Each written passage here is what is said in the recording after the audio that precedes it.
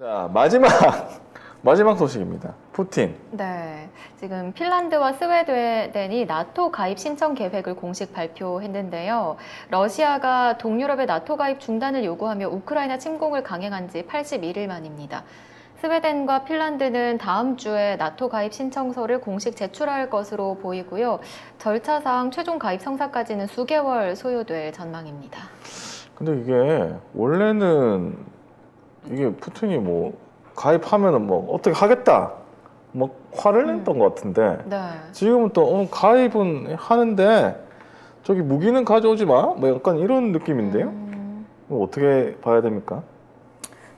핀란드하고 이제 러시아가 1340km에 달하는 국경을 맞대고 있거든요.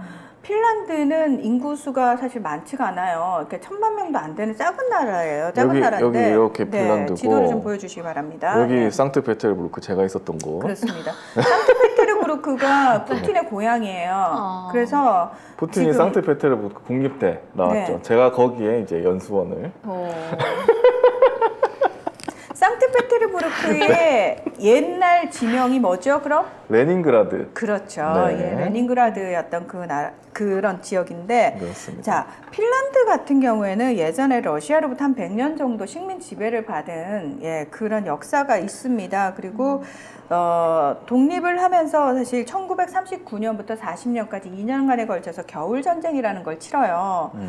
그래서 그 당시에 이제 6.25 때 우리가 마치 중공군 내려오듯이 핀란드에서는 소련군이 이제 몰려 들어왔을 때 핀란드 국민들이 엄청나게 고생을 해가면서까지 막아내거든요. 네. 그 경험이 있기 때문에 어쨌든 러시아의 눈밖에 나는 일은 안 하려고 합니다. 굉장히 그렇죠. 이렇게 건드려서 좋을 게 없으니까. 그렇습니다. 예. 그래서 웬만하면 심기 관리 차원에서 우리가 특별히 그리고 서로 협력이 높아지면은 적대적으로 돌아설 가능성이 적어지기 때문에 협력도 많이 하고 그 사실 서로 이제 이웃 국가이기 때문에 그 언어도 러시아어를 배우는 사람도 많고 왔다 갔다 하는 경우도 상당히 좀 많고 그래 왔죠.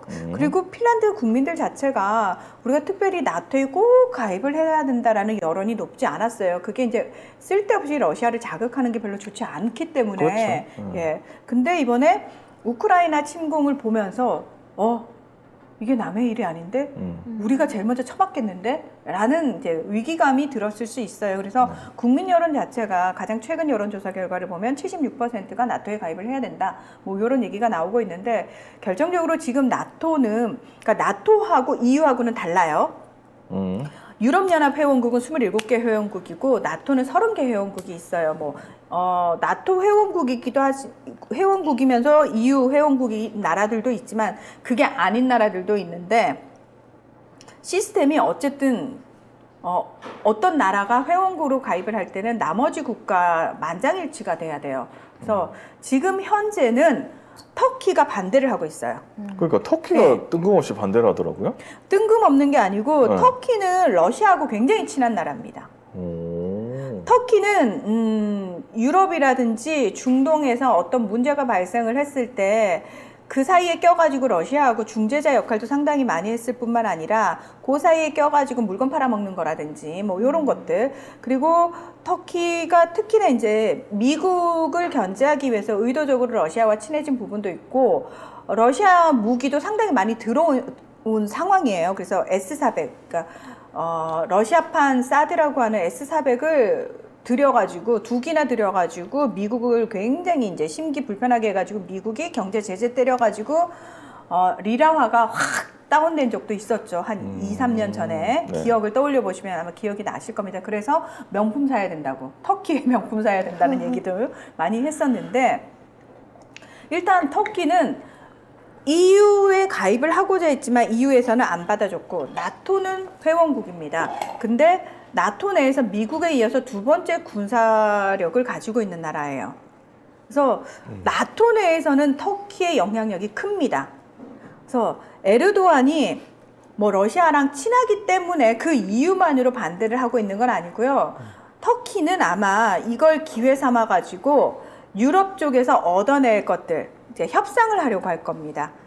뭐 그게 EU 가입이 됐던 간에 아니면 뭐 다른 형식이 됐던 간에 그동안 터키가 유럽연합으로부터 많이 얻어 처맞은 것들이 있어요. 아, 예. 그래요? 예.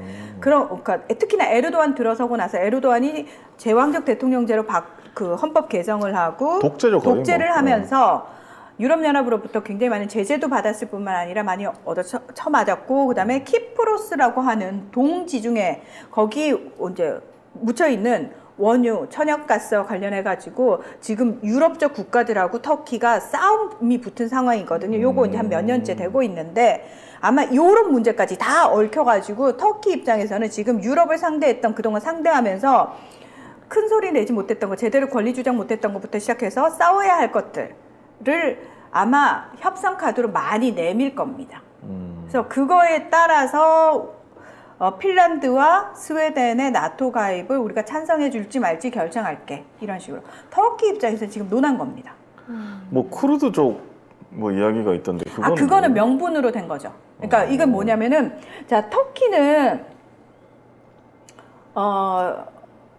투르크족과 쿠르드족이 있어요.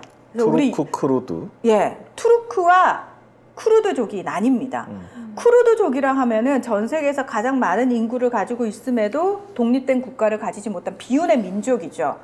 이라크, 터키, 시리아, 이란 여기 그러니까 쿠르티스탄이라고 하는 요 지역에 모여 사는 사람들인데 이라크라든지 이란이라든지 시리아라든지 이런 데서는 사실 자치권을 어느 정도 인정을 받아서 자치정부를 꾸리고 있는데 가장 많은 쿠르드족이 살고 있는 터키에서는 유독 탄압을 많이 받은 민족입니다. 제대로 된 시민권 주지 않고요. 거의 2등 시민 쪽으로. 그래서 지난 수십 년간 엄청 터키가 이제 독립하면서부터 그때부터 쿠르드족에 대한 억압이 엄청났었거든요. 그래서 6.25 전쟁 때 우리나라를 도와주러 온 민족은 투르크족이 아니라 쿠르드족입니다. 그러니까 이 쿠르드족, 그러니까 직업도 구할 수 없고 제대로 교육도 못 받는 이 쿠르드족을 모아가지고 그 당시에 얘네가 나토 가입을 하기 위해서 나토 가입부터 시작해가지고 유럽과 좋은 관계를 맺기 위해서 연합군 쪽에 섭니다. 터키가 서면서 파병을 해야 되는데 투르크족 청년들을 보낸 게 아니라 훈련도 제대로 되지 않은 그리고 심지어 어디 가는지도 모르는 청년들을 쿠르드족 청년들을 6.25 전쟁에 보낸 겁니다. 그리고 그 이후로 우리는 그걸 몰랐죠. 그냥 터키라는 나라에서 그러니까. 정말 많은 파병이 왔고 많은 수가 죽었고 너무 고마운 마음에 형제의 나라 어쩌고 저쩌고 그게 다 사기였다. 우리를 정말 도와준 쪽은 쿠르드족이었다.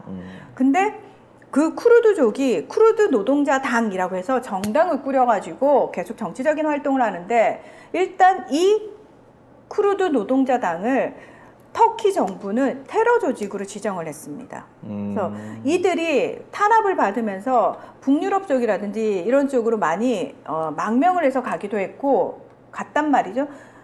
근데 핀란드라든지 스웨덴 쪽에 이제 쿠르드족 있는 그 망명해 간 그 사람들을 이제 이쪽 나라들이 보호를 하고 있다는 이유만으로 그러니까 스웨덴 의회에는 6명이 있어요. 네, 쿠르드 노동자당 이런 단체들이 있대요. 있어요. 아예 있는데, 의회에. 예. 근데 이게 뭐냐면은, 그러니까 망명해서 간 거죠. 여기서 탄압을 받으니까.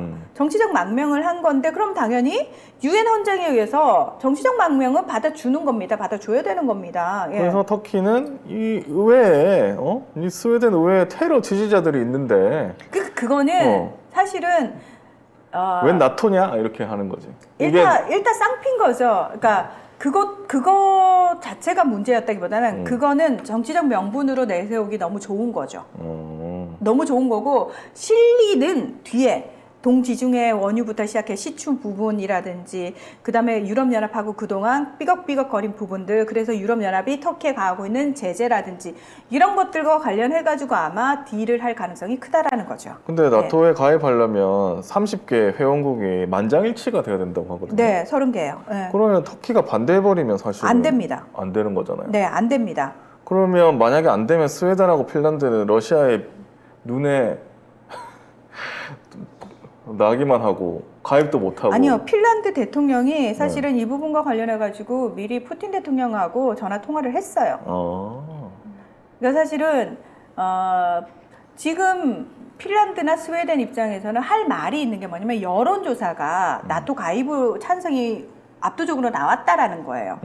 이 얘기는 뭐냐면은 푸틴한테 할 말이 있는 거예요. 아니 난 하기 싫은데? 아니 우린 하기 싫은데가 하기 아니고 싫은데? 아니 정치인이 국민이 원하는 바대로 해야 되고 너네가 명분을 먼저 제공하지 않았느냐. 그러게 왜 우크라이나 침공을 해가지고 뭐 대놓고 그렇게 얘기는 안 하겠지만 나도 지금 어쩔 수 없는 입장이 있으니까 이런 부분에 대해서 이해를 좀 해줘야 될 부분이 있다라는 식으로 아마 정치적인 언어로 서로 오갔을 거라는 거죠. 예. 뭐 나토 가입을 한다고 해서 핀란드가 갑자기 러시아를 적대국으로 돌린다거나 이러지는 않을 거거든요. 그렇겠죠. 예. 그런 부분과 관련해가지고 지금 전쟁도 난리인데. 그렇습니다. 예. 그렇군요. 그럼 가입이 될까요? 어떻게 보세요? 유럽연합이 터키한테 과연 어디까지 빼앗겨 줄 것이냐. 근데 나토가? EU가? 이유가 왜냐하면 지금 나토 가입하고 네, 나토 가입인데도 네. 어차피 이 나토고 EU를 주도적으로 이끄는 나라들이 있잖아요. 그리고 나토는 미국 중심 아닙니까? 미국이지만 유럽의 독일, 프랑스가 다 중심이 돼 있는 거죠. 네. 근데 나토에서는 제가 말씀드린 것처럼 터키의 워낙 영향력이 커요. 군사력이 2위이기 때문에 미국에 이어서. 그래서 진짜 스웨덴하고 핀란드를 정말 받아줘야 된다 그러면은 터키한테 엄청나게 많은 부분을 양보할 수밖에 없을걸요. 근데 과연 그거를 유럽 측에서 받아들일 수 있을 것이냐. 왜? 유럽 내에서 터키하고 또 각계 나라들이 각국이 이해관계가 또 얽혀 있거든요. 아유 복잡해. 그러면은 무조건 유럽연합 집행위원회 또는 나토의 어떤 중앙이 결정할 수 있는 부분이 아니에요. 나머지 회원국들하고 조율이 또 들어가야 되기 때문에 이게 뭐 신속하게 절차를 한다라고는 하지만 쉽지 않을 겁니다. 시간 꽤 걸릴 겁니다. 그리고 제가 봤을 때는 굳이 터키가 지금 요구하는 것들이 유럽 입장에서는 양보할 수 없는 것들을 요구할 거란 말이에요. 네. 뭐 노동자당 그걸 없앨 수도 없고. 아니 그것도 불가능하고요. 그러니까. 예, 그다음 동지 중에 시추 문제도 그걸 양보할 수 없고 그 그리스하고 이탈리아가 가만히 있지 않을 겁니다. 거기는 뭐 일단 정부 대 정부의 문제가 아니고 여기는 또 동지 중에 시추 문제로 들어가면 기업들이 얽혀 있어요. 민간 기업들이. 그러면 정부가 결정한다고 해서 민간 기업들한테 피해를 줄 그건 없거든요. 그렇게 해서도 안 되고 이게 간단한 문제가 아닙니다. 와. 그래서 어찌될지 모르겠네요. 네, 뉴스에서는 지금 신속 절차를 밟는다라고 얘기하지만 이거는 말 그대로 외교적 언사일 뿐이에요. 실질적으로는 이게 신속 절차를 밟을 수가 없는 상황입니다. 그러니까 최소한 6개월 정도는 걸린다고 하더라고요. 네, 근데 유럽 차원에서 터키한테 그 많은 걸 내줘가면서까지 굳이 핀란드와 스웨덴을 나토에 가입시켜야 할 필요성을 느끼지는 못할 것 같습니다. 그리고 그 나라들 입장에서도 굳이 그렇게 해서까지 밀가격 관련해가지고 인도가 사실은 원래 중국에 이어서 밀 생산 2위의 나라예요. 근데 인도 내부적으로 워낙 밀 사용량이 많다 보니까 수출은 1% 미만으로 그동안 해왔던 나라거든요. 그리고 이제 기존의 밀가루 시장을 거의 러시아하고 우크라이나, 호주 이런 나라들이 선점을 이미 하고 있었어요. 그러니까 보통 우리가 수입선을 다변화해야 한다라고 얘기는 하지만 거래를 한번 트면은 그런 것들 같은 경우에 쉽게 거래선을 안 바꾸거든요. 그리고 인도 같은 경우도 수출하기에는 약간 그 어떤 위생적인 부분이라든지 이런 것들이 잘 그 표준에 맞지 않아가지고 수출을 사실은 하고 싶어도 못하는 상황이었고 인도는 일단 농민들이 농사를 지으면은 국가가 높은 가격에 사줬어요. 그래서 재고도 많고 이래서 밀가루 때문에 국가 재정이 약간 힘들 정도였는데 이번 기회에 러시아하고 우크라이나가 수출을 못하니까 기회는 찬스다 이러고는 각 나라별로 돌아다니면서 특히나 밀가루를 가장 많이 수입하는 이집트 같은 나라들 가면서 수입선 우리로 바꿔봐라. 우리가 국제 표준에 맞추게 위생적으로 잘 해서 우리가 수출하겠다라고 해서 그걸 다 땄어요. 했는데 갑자기 이제 3, 4월에 폭염이 오면서부터 밀 생산량이 줄었다 이런 이유를 내면서 식량 안보를 이유로 수출 금지를 시켜버렸어요. 13일 밤에 갑자기. 근데 이게 겉으로 보이는 모습하고 다른 부분이 있습니다. 내부적으로 살짝 다른 이야기가 있는데 요거는 내일 해드리겠습니다. 와 여기서 끝내.